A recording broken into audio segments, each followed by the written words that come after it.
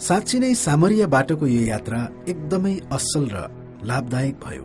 अनि अहिले येशूका चेलाहरूले राम्ररी बुझ्न सके कि किन येशूले यो स्थानबाट भएर जानको लागि जोड दिइरहनु भएको थियो। किनकि सामरीहरू र यहुदीहरूको बीचमा अति नै ठूलो भेदभाव र घृणास्पद व्यवहार त्यहाँ थियो। यहुदीहरू कहिले पनि सामरियाको बाटो भएर यात्रा गर्दैनथे, जस्तो कि उनीहरू यहुदिया र गालिलको बाटो भएर चाहिँ यात्रा गर्थे। तर येशूले आफ्ना चेलाहरूलाई त्यही सामरियाको बाटो भएर जानुपर्छ भन्ने कुरामा जोड दिइरहनुभयो। जस्तो कि उहाँलाई थाहा थियो कि त्यहाँ एक स्त्री उहाँलाई भेट्नको निम्ति पर्खिरहेकी थिइन् र केही पुरुषहरू पनि त्यहाँ छन् जसले येशूले भन्नुहुने कुरा सुन्नको निम्ति एकदमै उत्साहित भएर पर्खिरहेका छन्। येशूलाई कसरी यी कुराहरू थाहा भयो? तर यदि उहाँ प्रतिज्ञा बमोजिमको मसीहा हुनुहुन्थ्यो भने साँच्चै नै उहाँमा यो शक्ति र ज्ञान वास्तवमै थियो। साँच्चै नै यो 2 दिन सामरियामा एकदमै आशिषमय र लाभदायक भयो। अनि त्यहाँका मानिसहरूको सामरी जातिप्रति भएको सोचाइ र विचारधारा अब परिवर्तन हुन थालेको थियो। यति मात्र होइन, येशूले तिनीहरूलाई एक अर्कालाई प्रेम पनि गर्नुपर्छ भन्ने कुरा सिकाउनु भयो। यदि उहाँले तिनीहरूलाई प्रेम गर्नुहुन्छ भने तिमीहरूले पनि एक अर्कालाई प्रेम गर्न सिक्नै पर्छ भनेर येशूले ती यहुदीहरू र सामरीहरूलाई भन्नुभयो। तर अब सामरियाको उहाँको यात्रा सकिसकेको थियो र अब गालिल फर्कने समय भएको थियो। त्यो सुन्दा गालिल जहाँ प्रशस्त वर्षा हुन्छ, सुन्दर पहाडहरू छन् र सुन्दर ताल छ, जसको वरिपरि मानिसहरूको बस्ती भएको गाउँहरू छन्, येशू र उहाँका चेलाहरू गालिलमा पर्ने नासरत शहरको काना नगरमा आउनुभयो, जहाँ येशू हुर्कनु भएको थियो। काना नगर त्यो स्थान थियो जहाँ येशूले पहिलो आश्चर्यको काम प्रकट गर्नुभएको थियो। पानीलाई असल दाखमदमा उहाँले परिणत गर्नुभएको थियो र त्यहाँका मानिसहरू यसपछि अब येशूले के चाहिँ गर्नुहुनेछ भनेर हेर्नको निम्ति एकदमै उत्सुक थिए। तिनीहरूले अब धेरै बेर पर्खन सक्दैनथे। त्यहाँ एक उच्च पदका कर्मचारीले येशूलाई खोजिरहेका थिए। उनले येशू र उहाँले गर्नुभएको अचम्मको कामको बारेमा सुनेका थिए।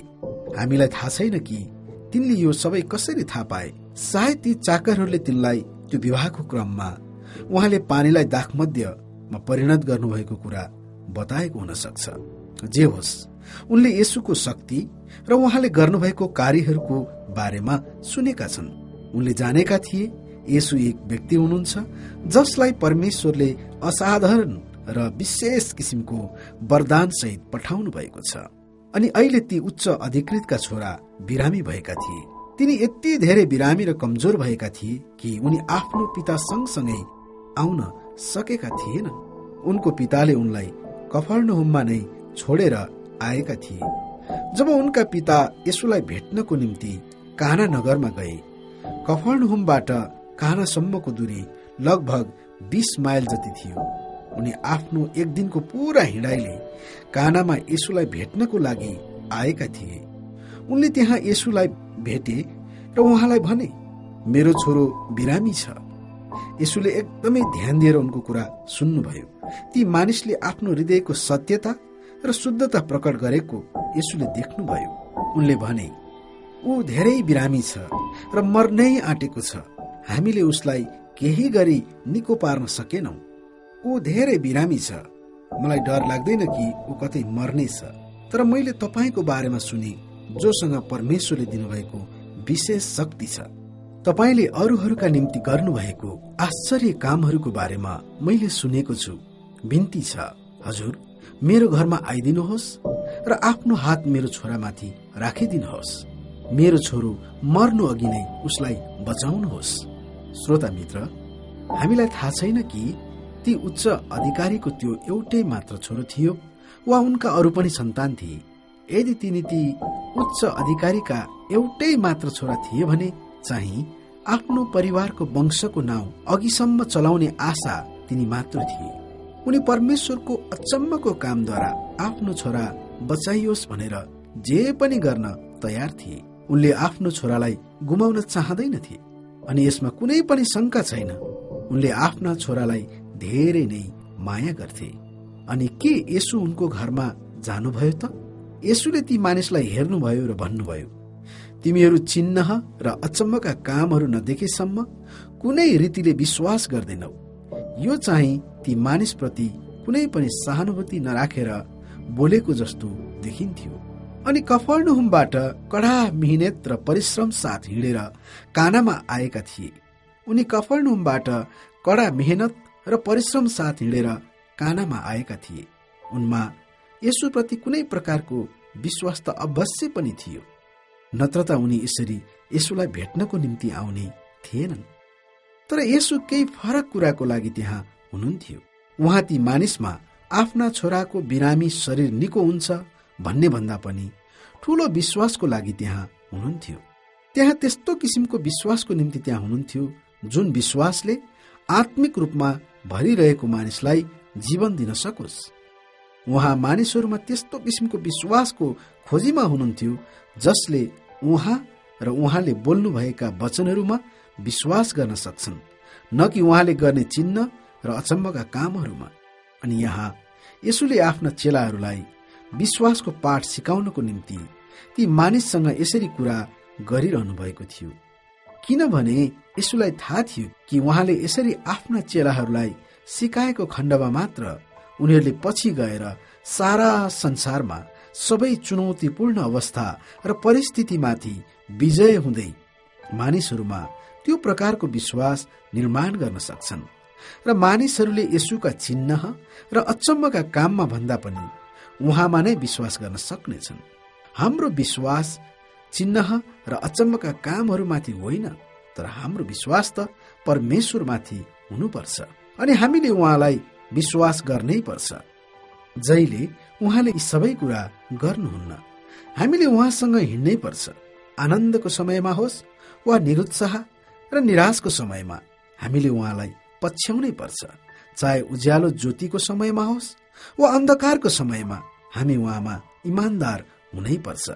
चाहे उहाँ हाम्रो पक्षमा हुनुभएको होस् या हाम्रो पक्षमा नहुनु भएको होस्, हामीले उहाँ र उहाँका प्रतिज्ञाका वचनहरूमाथि विश्वास गर्नै पर्छ।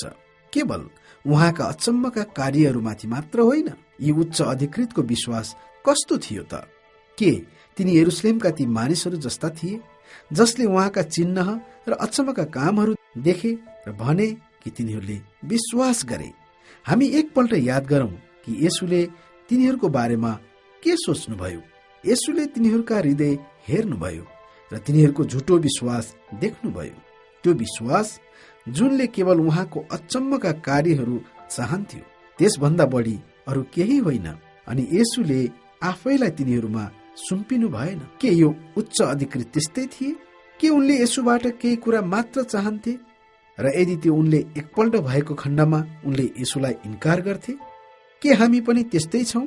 त्यस्तो मानिस जसले केही थोक मात्र येशूबाट चाहन्छ तर वास्तविक परमेश्वरलाई चाहँदैन?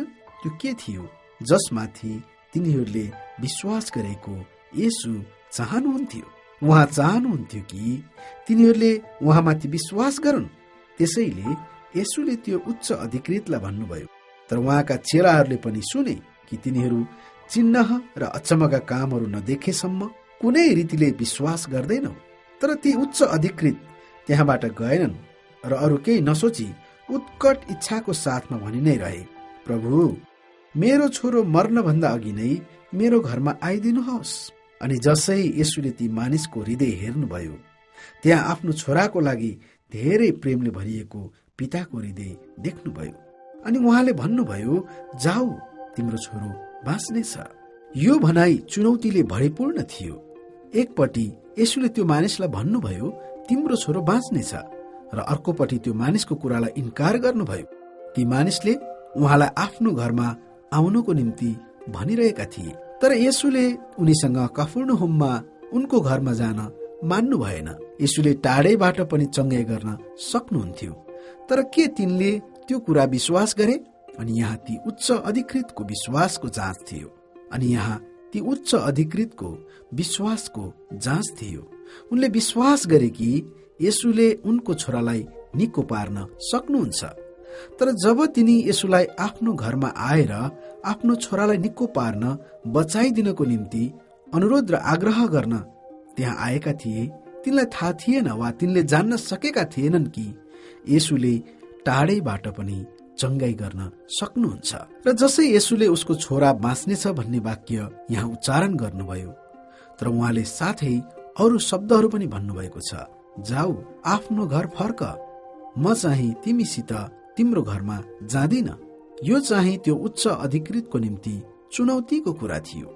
के उनले विश्वास गरे कि येशूले त्यही टाढैबाट उनको छोरालाई निको पार्नु भएको छ, बचाउनु भएको छ? के तिनी येशू बिना नै आफ्नो घर फर्के? प्रभु, मेरो छोरो मर्नु अघि आइदिनुहोस्, ती उच्च अधिकृतले भने। अनि येशूले तिनलाई भन्नुभयो, जाऊ तिम्रो छोरो बाँच्नेछ। ती उच्च अधिकृतले के गरे?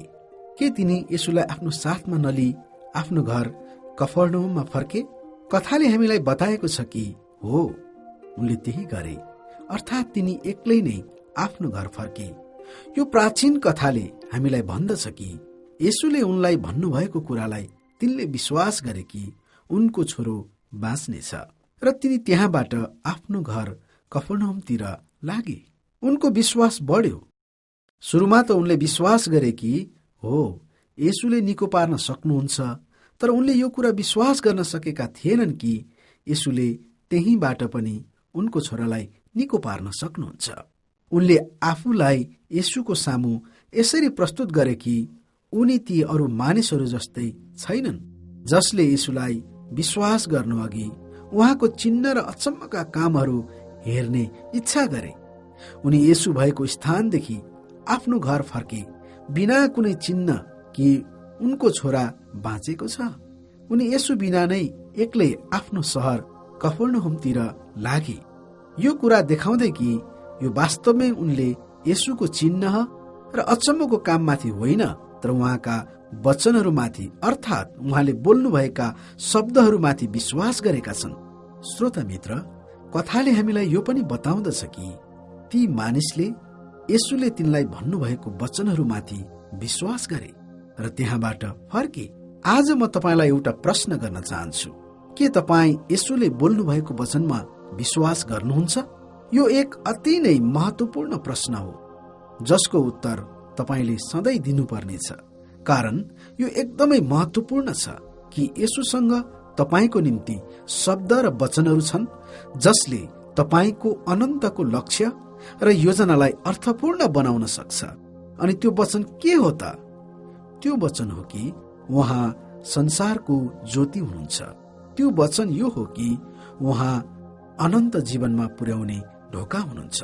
त्यो वचन यो हो कि उहाँ हाम्रो असल गोठालो हुनुहुन्छ, जसले आफ्नो भेडाहरूलाई असल तरिकाले डोर्याउनुहुन्छ। त्यो वचन हो कि तपाईँ उहाँ बिना केही पनि गर्न र बन्न सक्नुहुन्न। के तपाईँ विश्वास गर्नुहुन्छ कि येशू यस संसारको ज्योति हुनुहुन्छ? यदि गर्नुहुन्छ भने तपाईँ उहाँको ज्योतिसँगै अघि बढ्नुपर्छ।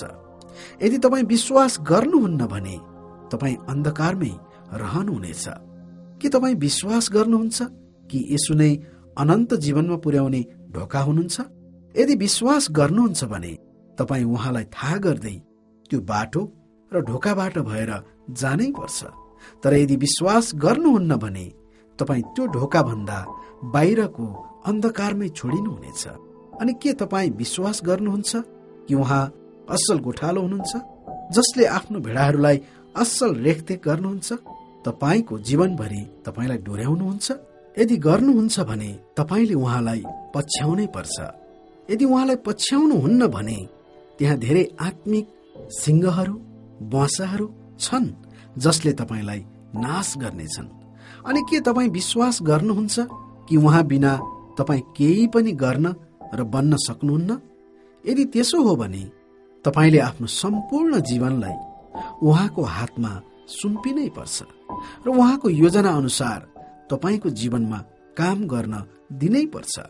नत्र त तपाईँ आफैले आफ्नो जीवनमा केही पनि गर्न सक्नुहुने छैन र केही बन्न पनि सक्नुहुने छैन। म सोच्छु कि यसभन्दा ठूलो तनाव र पीडाको कुरा अरू केही पनि हुँदैन जब आफ्नो जीवनको अन्तमा तपाईँ विचार र मनन गर्नुहुन्छ अनि तपाईँले आफ्नो जीवन व्यर्थ र बेकाम र असफल भएको देख्नुहुन्छ। श्रोता मित्र, त्यहाँ त्यही येशू हुनुहुन्छ जो इजरायलमा हुनुहुन्थ्यो, आज तपाईँ र मसँग पनि हुनुहुन्छ। जसले उहाँको वचनमाथि विश्वास गर्छ, उहाँ त्यसको निम्ति सधैँ हुनुहुन्छ। उहाँ त्यस्तो विश्वासको खोजी गरिरहनु भएको छ जुन विश्वास उहाँको वचनहरूमाथि सधैँ विश्वासयोग्य रहन्छन्। उहाँ त्यस्तो विश्वासलाई खोजिरहनु भएको छ जुनले उहाँ आफैले बोल्नुभएका वचनहरू आफैमा सत्य छन् भनेर विश्वास गर्न सकुन्। उहाँ तपाईँको जीवनमा त्यस्तो विश्वास चाहनुहुन्छ जुन विश्वासले उहाँ एक अचम्मको काम गर्ने भन्दा पनि बढी, एक शिक्षक भन्दा पनि बढी, एक दार्शनिक भन्दा पनि महान र अर्को धर्मको संस्थापक अथवा संस्थापक भन्दा पनि बढी र महान हुनुहुन्छ भनेर स्वीकार्न र ग्रहण गर्न सक्छ। उहाँ भन्नुहुन्छ कि उहाँ सबैको परमेश्वर हुनुहुन्छ, तपाईँलाई सृष्टि गर्ने र बचाउने उहाँ नै हुनुहुन्छ। त्यसैले तपाईँको जीवन पूर्ण रूपमा नै उहाँमा समर्पण गर्नुहोस्। के तपाईँले त्यो गर्नुभएको छ? के तपाईँले आफ्नो जीवन पूर्ण रूपमा उहाँमा समर्पित गर्नुभएको छ? यदि छैन भने किन अहिले नै त्यो नगर्ने? किन अहिले नै त्यसको निम्ति उहाँसँग कुराकानी नगर्ने? तपाईँ भन्नुहुन्छ म उहाँलाई देख्न सक्दिन। ठिकै छ, यदि येशूले टाढैबाट पनि चङ्गाई गर्न सक्नुहुन्छ, जस्तो कि येशूले ती उच्च अधिकृतको विश्वासको खातिर गर्नुभयो, त्यसैले उहाँले टाढैबाट सुन्न पनि सक्नुहुन्छ। येशूले बिना कुनै शारीरिक चिन्ह नै त्यो मानिस आफ्नो घर फर्केको चाहनुभयो। उहाँले विश्वासको साथमा त्यो मानिस त्यहाँबाट आफ्नो घर गएको चाहनुभयो। त्यस्तै प्रकारले उहाँ तपाईँले विश्वासको साथमा उहाँसँग बातचित गरेको चाहनुहुन्छ।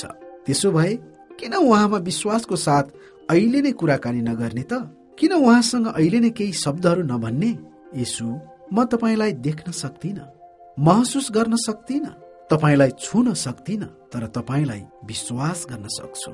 म मेरो जीवनमा तपाईँको चङ्गाईको स्पर्श भएको चाहन्छु। तपाईँ मेरो गोठालो भएको म चाहन्छु। म तपाईँको ढोकाबाट भएर तपाईँको ज्योतिमा तपाईँसँग आउन चाहन्छु र मेरो वरिपरिको अन्धकारबाट बाहिर उम्केर तपाईँको उज्यालोमा आउन चाहन्छु। यी सबै कुराको बारेमा जान्दिन, तर म विश्वास गर्छु कि तपाईँले मलाई सिकाउनुहुनेछ। मेरो जीवनमा केही गर्न र केही बन्नको निम्ति मलाई मार्गनिर्देशन गर्नुहुनेछ र म तपाईँको निम्ति केही विशेष र असल थोक गर्न सक्नेछु। मेरो पाप र मैले आफ्नै प्रकारले जीवन जिएँ र तपाईँलाई दुखी तुल्याएकोमा क्षमा गर्नुहोस्। म आफैलाई तपाईँको हातमा सुम्पन्छु। ती उच्च अधिकृत एउटा अनुरोधको साथमा येशू कहाँ आएका थिए। येशूले उनीसँग उनको घरमा गएर उनको छोरालाई निको पारिदिनु भएको उनी चाहन्थे। यदि येशू तिनीसँग तिनको घरमा जानु भएको भए सायद येशू माथि भएको उनको विश्वास बढ्दैन थियो होला। तर किनभने उनले येशू माथि र उहाँले बोल्नु भएको वचनमाथि विश्वास गरे, उनी आफ्नो घरतर्फ लागे अनि उनको विश्वासले नयाँ उचाइ लियो, अर्थात् अझै बढ्यो र उनको छोरा चङ्गाई हुने मात्र होइन तर त्यो भन्दा पनि अझै आशिष उनको जीवनमा आयो। तिनी येशू भएको स्थान अर्थात् कानाबाट फेरि आफ्नो घर कफरनहुमतिर लागे। उनलाई फेरि आफ्नो घर पुग्न पुरा एक दिनको समय हिँडेर जानु पर्थ्यो। उनको मस्तिष्क अर्थात् दिमागमा एउटा कुरा चाहिँ उनले सोच्दै र सम्झँदै गए जुन येशूले भन्नुभएको थियो, तिम्रो छोरा बाँच्नेछ। उनी आफ्नो हिँडाइले थाके तापनि उनले बाटोमा कतै पनि विश्राम गर्न चाहेनन् र निरन्तर हिँडिने रहे, किनकि कति बेला आफ्नो घरमा पुगेर आफ्नो मर्नै आँटेको छोरालाई जीवित र निको भएको हेरौं भन्ने उनलाई हतार थियो। अन्त्यमा उनी आफ्नो गाउँ पुगे। त्यहाँ उनका घरमा काम गर्ने चाकरहरूले उनी आएको टाढेबाट देखे र उनीहरू हतार हतार दगुरेर तिनी भएतिर आए र चर्को स्वरले आत्तिँदै भने, तपाईको छोरो बाँचे, तपाईको छोरो त बाँचे, उनी अहिले ठिक छन्। त्यसपछि ती मानिस यो थाहा पाएर एकदमै आनन्दित र हर्षित भए र ती चाकरहरूलाई भने, कति समय भयो ऊ निको भएको? अनि ती चाकरहरूले जवाफ दिए, 7 घण्टा जति भयो। उसको शरीरबाट ज्वरो हट्यो र ऊ तुरुन्तै निको भयो र अहिले एकदमै स्वस्थ छ। त्यसपछि ती उच्च अधिकृतले आफ्नो अघिल्लो दिनको बारेमा सोचे जति बेला येशूले तिनलाई भन्नुभएको थियो, जाऊ तिम्रो छोरा बाँच्नेछ। तिनी एकदमै आनन्दित भए। उनले येशूसँग भएको आफ्नो छोटो वार्तालाप सम्झे। येशूले तिनलाई भन्नुभएको चुनौतीको बारेमा तिनले सोचे। उहाँले भन्नुभएको थियो, तिमीहरू चिन्ह र अचम्मका कामहरू नदेखेसम्म कुनै रीतिले विश्वास गर्दैनौ। उनले येशूले तिनलाई भन्नुभएको कुराहरू पनि सम्झे कि जाऊ तिम्रो छोरो बाँच्नेछ। अनि येशू तिनीसँग आउन नमान्नु भएको कुराको बारेमा पनि तिनले सोचे। अनि उनले आफ्नो आज्ञाकारितालाई सम्झे। तिनको हृदय आनन्दले भरियो। जसै उनी आफ्नो घरको ढोकाबाट भित्र पसेर आफ्नो छोरालाई राखिएको कोठाभित्र पसे, उनी आफ्नो छोरालाई स्वस्थ देखेर एकदमै हर्षित र आनन्दित भए। उनको सानो छोराले तिनलाई सोधे, येशू कहाँ हुनुहुन्छ? मैले सुनेको थिएँ तपाईँ उहाँलाई लिन जानुभएको थियो। अनि तिनले आफ्नो छोरालाई जवाफ दिए, हो छोरा, म गएको थिएँ अनि येशू अहिले पनि हाम्रो साथमा यही हुनुहुन्छ। उहाँले तिमीलाई निको पार्नु भएको छ। त्यसपछि उनले आफ्नो सम्पूर्ण परिवारलाई एकै ठाउँमा भेला गराए र काना नगरको आफ्नो यात्रा, येशूसँगको भेट, उहाँसँगको कुराकानी र उहाँले भन्नुभएको वचनको बारेमा बताए। जाऊ तिम्रो छोरो बाँच्नेछ। उनले तिनीहरूलाई विश्वासको बारेमा बताए। उनले यो पनि बताए कि त्यहाँ धेरै मानिसहरू पनि छन् जसले उहाँले बोल्नु भएको र उहाँको वचनमाथि विश्वास गर्दैनन्। अनि उनले तिनीहरूलाई भने, साँच्ची नै येशूमा पूर्ण रूपले विश्वास गर्नु भनेको एकदमै चुनौतीको कुरा छ। अनि मात्र येशू हामी प्रति विश्वास योग्य हुनुहुन्छ। त्यसपछि उनको सम्पूर्ण परिवारले येशूलाई विश्वास गरे। यसबाट येशूले तिनलाई पाठ सिकाउनु भयो र अरू धेरै मानिसहरूलाई पनि। अनि आज यो पाठ तपाईँ र मैले पनि सिक्नै पर्छ। मित्र, येशू अहिले यस पृथ्वीमा हुनुहुन्न। बाइबलले हामीलाई भन्दछ कि उहाँ मरेको तेस्रो दिनमा जीवित भई उठ्नुभयो र 40 दिनपछि उहाँ आफ्नो स्वर्गीय स्थानमा फर्कनुभयो र सर्वशक्तिमान परमेश्वर पिताको दाहिने हातपट्टि बस्नु भएको छ। बाइबलले हामीलाई यो पनि भन्दछ कि उहाँले आफ्नो आत्मा यस संसारमा हामी प्रत्येक माथि पठाउनु भएको छ।